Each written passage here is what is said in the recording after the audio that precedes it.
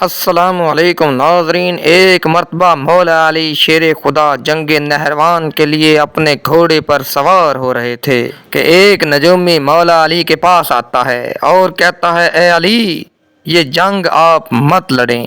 شیر خدا اس نجومی کی طرف دیکھتے ہیں اور پوچھتے ہیں کہ بتا، میں یہ جنگ کیوں نہ لڑوں؟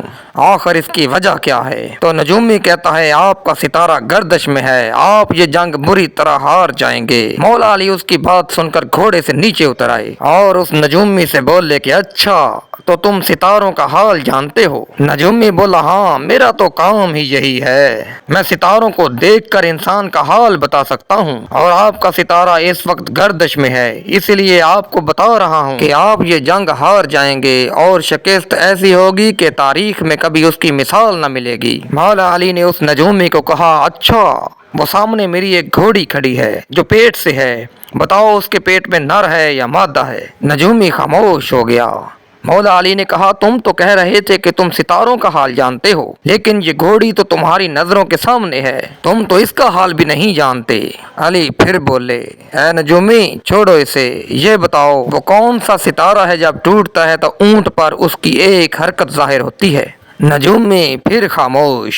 مولا علی پھر بولے، اچھا، اسے بھی چھوڑ دو، یہ بتاؤ میرے اس گھوڑے کے پاؤں کے نیچے زمین پر ایک چیز پڑی ہے، بتاؤ وہ کیا ہے؟ نجومی پھر خاموش اور حیران و پریشان ہو کر مولا علی کو دیکھ رہا ہے۔ تو شیر خدا پھر بولے، ارے تم تو آسمانوں کی خبریں رکھنے کے دعوے دار ہو، لیکن زمین پر جو چیزیں تیری نظروں کے سامنے ہیں تم تو خبر ان کی بھی نہیں رکھتے۔